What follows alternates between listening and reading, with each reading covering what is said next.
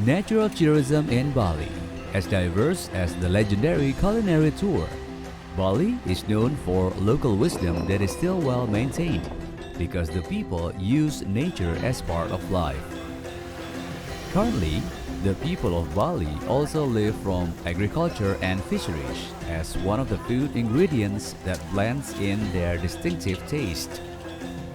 They maintain traditional culinary as an ancestral heritage, processed and made for generations using a blend of food and base genep spices in the form of taste, aroma, color, and texture that you cannot find in other regions.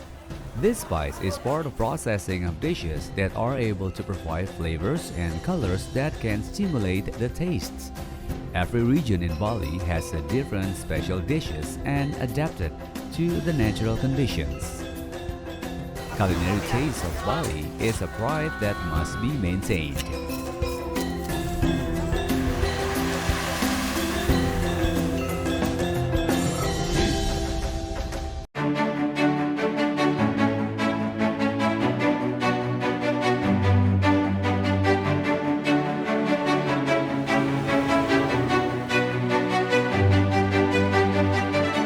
Traditional Balinese cuisine is known to have a strong and sharp taste. This is due to the use of basic ingredients of seasons and spices that are very distinctive. The natural wealth of spices in Bali allegedly enter through trades between islands or international trade, which affects the taste of spices.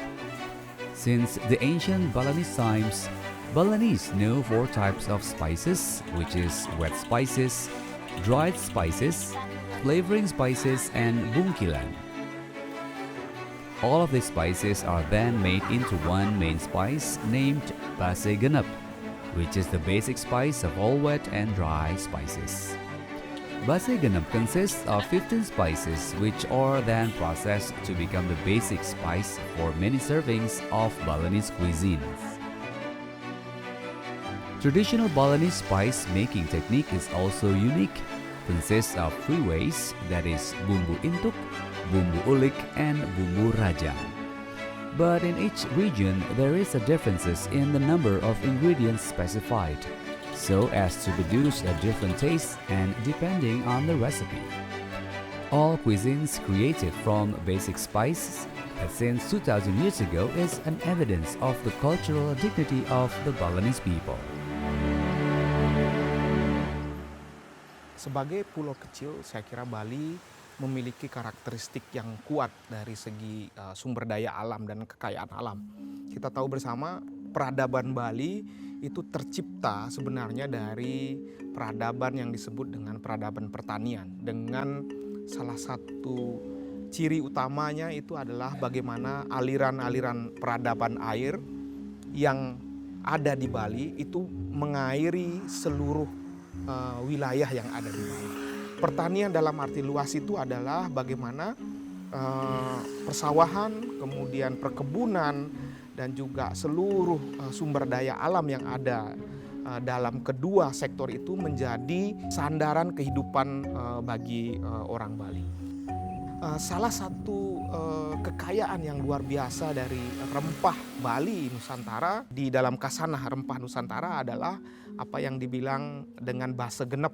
Base genep itu adalah perpaduan dari 6 rasa dengan sumber utama yaitu bawang putih, bawang merah, kemudian isen, jahe ditambah dengan yang lainnya sehingga menciptakan sebuah aroma harum dan menjadi ciri khas dari bumbu yang ada di Bali. Kita kemudian menyaksikan bagaimana karakteristik yang sangat kental dalam kuliner Bali dan juga dipengaruhi oleh sumber daya alam yang ada di Bali itu adalah ya memang cita rasa yang pedas tersebut. Tapi secara garis besar memang harus diakui bahwa seluruh kuliner Bali itu berdasarkan kepada bumbu ataupun basa genep yang tadi saya sampaikan dan mempengaruhi ke seluruh hidangan masakan yang ada di Bali.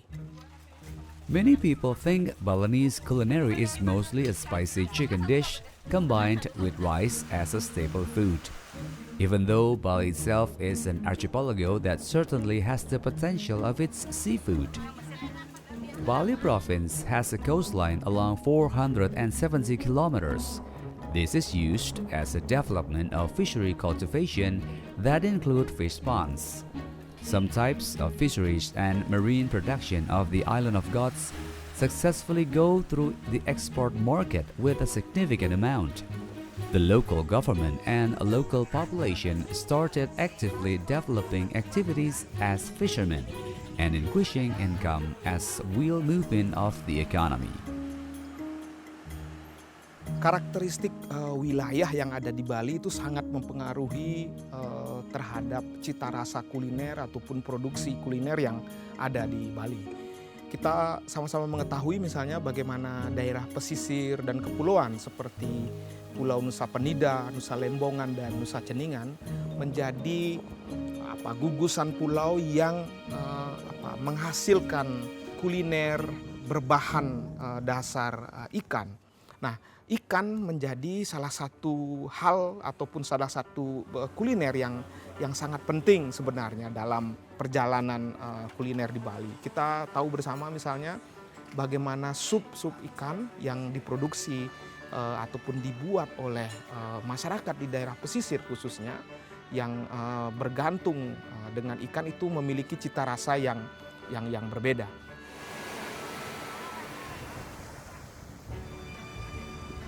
Jika kita misalnya melihat kuliner-kuliner yang berbahan dasar ikan, kemudian juga memiliki taste yang sangat kuat dengan bumbu yang tadi saya sampaikan basa genep, yaitu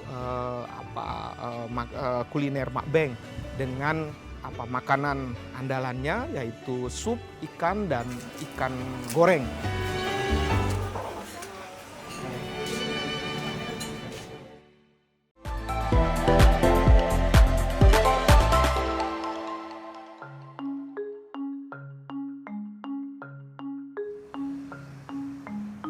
For those of you who love culinary tourism in Bali, definitely have heard about the name of Warung Makbeng that lies on the 45th Hang Tuah Street, Sanur Denpasar, to be precise to the north of the Grand Ina Bali Beach Hotel. This stall has been established since 1941 and provides only one type of package, that is a menu package consisting of white rice, soup, headfish, and fried fish. You will not find another menu in this stall, but this is precisely the uniqueness of Warung Makbeng, which has always been a culinary tourist destination, both local and foreign tourists. Almost every day, this place has never been empty of visitors, and some people are willing to queue to be able to taste this seafood. Nama saya sebenarnya Agus Mahendra, tapi pengenalannya yang lebih gini tuh nama saya Dodit. Makbeng itu adalah nenek saya. Saya adalah generasi ketiga.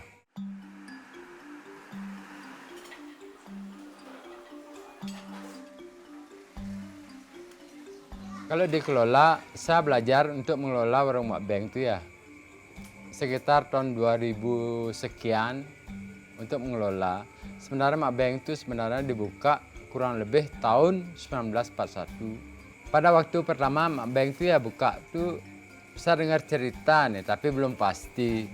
Makbeng itu sebenarnya dulu tuh pertama tuh buka kopi, habis itu buka jajan, habis itu sekitar tahun berapa baru untuk membuka suatu masakan yang namanya seperti sekarang.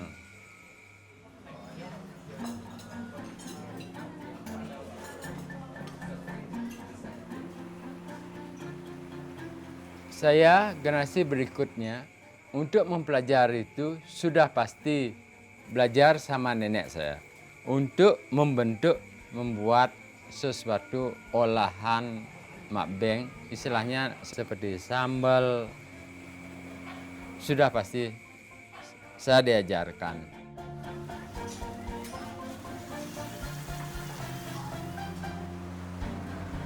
Kalau dari prinsip itu, saya tidak akan berusaha untuk melepaskan. Saya tidak akan untuk merubah sesuatu apapun. Karena apa? Yang next yang tadi itu saya sudah mempelajari dan nenek saya sudah mengajarkan saya. Warung Mak Beng already existed 4 years before Indonesia's independence.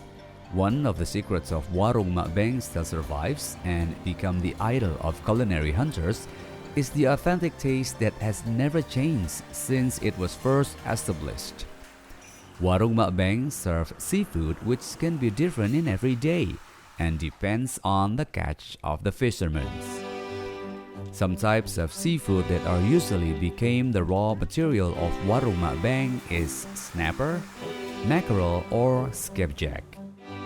Here in this place, customers' favorite special menu are fish head soup cooked with starfruit, cucumber pieces, and served with typical Mak Beng sambal terasi and delicious slices of fried fish. The sensation of flavor blended in one chew. The texture of fried fish tastes crispy, but the meat is so soft and savory.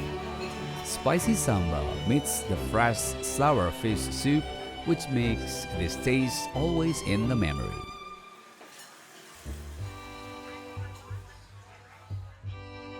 Kalau ikan, biasanya kita punya teman sebagai nelayan.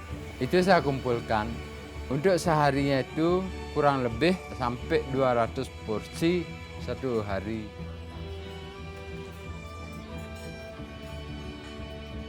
Saya akan mengembangkan semua ini bahwa namanya Mak Beng itu one.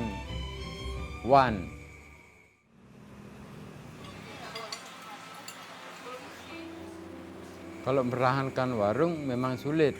Yang bisa kita merahankan warung itu adalah kekeluargaan. Kita merasa berkeluarga dengan customer, merasa ada kekeluargaan. Kita tetap dengan fresh, kita tetap dengan namanya standarisasi. Itu yang saya suka.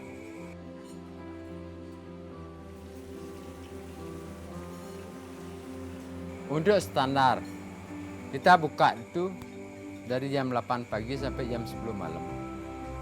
Kalau saya itu, cara bekerja saya bekerja dengan santai tapi serius. Saya bekerja dengan hanya 2 cabang, memang agak sulit, tapi saya tetap komitmen namanya.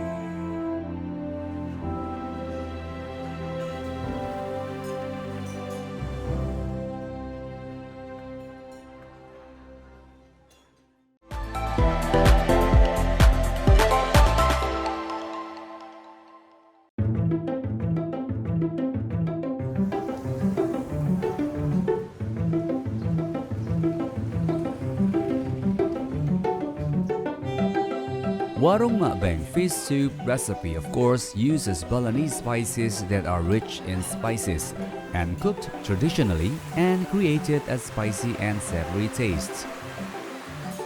When compared to the fish menu in other stalls, Warung Mak Beng classified as a very affordable for all circles. Moreover, because the location is in the center of the favorite tourist attractions, that is Sanur. This stall also revered as the legendary culinary iconic. But the biggest challenge for customers who would like to enjoy Mak Beng cuisine is the queue of consumers who's sneaking along. This stall almost never looks empty of buyers from opening hours at 8 a.m. to 9 p.m. Middle Indonesian time. Customers who come may vary from local people, tourists, to top celebrities in Indonesia. Although the place is limited and does not use air conditioning, but its champion taste that is second to none.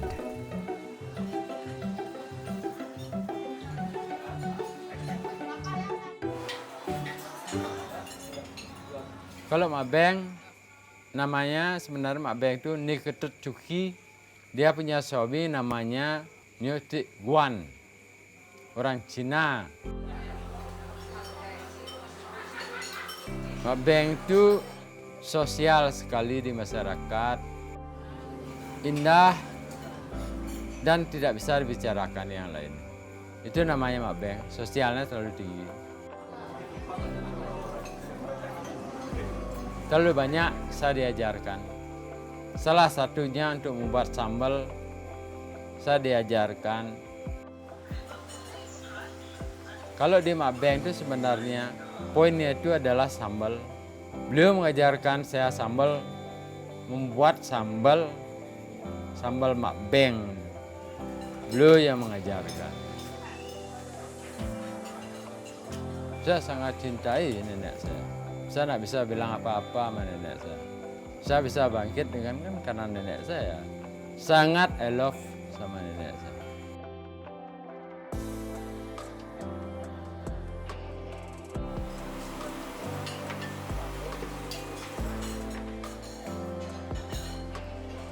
And this is our first time to being here to taste the food from Mak Beng.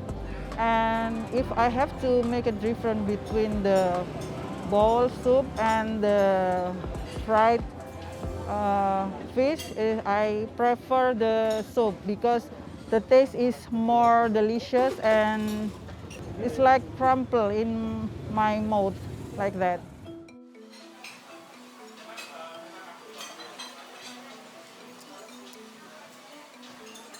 Dan di samping sup ikan juga ada ikan goreng. Dan kalau kita lihat atau kita perhatikan masakan Mak Beng, satu yang tidak akan terlupakan adalah sambalnya yang sangat memiliki ciri khas. Jadi saya kira Mak Beng menunjukkan kepada kita bagaimana tumbuhnya kuliner Nusantara itu berdasarkan atas karakteristik geografis, kemudian kekayaan alam, dan kita belajar bagaimana Mak Beng mampu untuk melihat potensi itu dengan berbahan dasar ikan, kemudian mengolahnya dengan originalitas bumbu yang sangat penting dan menjaga rasa itu sehingga selalu menjadi ciri khas masakan dari Mak Beng. Kita akan merasakan sendiri bagaimana kekuatan dari rasa, ya, originalitas dari rasa bumbu itu yang berbeda tentunya. Antusiasme masyarakat saya kira ingin melihat originalitas dari rasa dari supnya yang menurut saya tidak bisa ditandingi dengan sup-sup yang lain. Kedepan saya kira kita akan menyaksikan bagaimana Mak Beng mampu untuk menghadirkan cita rasa masakan yang berasal dari lautan dan mampu dia hadir ke publik, ke wilayah di Denpasar dan mampu menarik minat wisatawan untuk datang. Saya kira selain karena keterjangkauan harga, ya, dan juga saya kira kualitas rasa yang berbeda, kita akan menyaksikan ataupun merasakan bagaimana kuliner ikan ini menjadi salah satu cita rasa kuliner Bali yang sangat kuat, ya, dalam perkembangannya.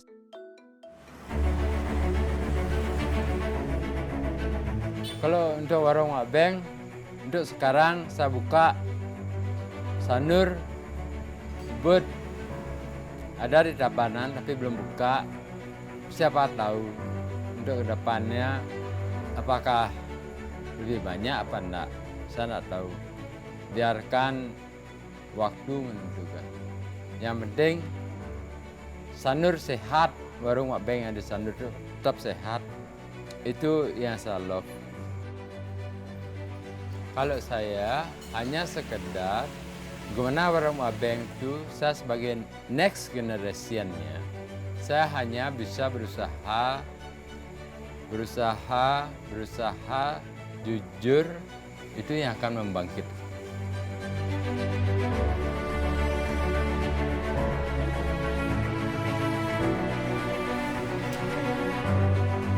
Hereditary flavors are the prestige of traditions that must be served.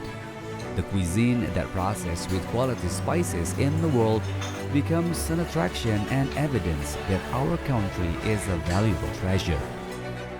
Emergence of new culinary certainly does not stop the struggle of a traditional cuisine to continue to advance and be at the forefront.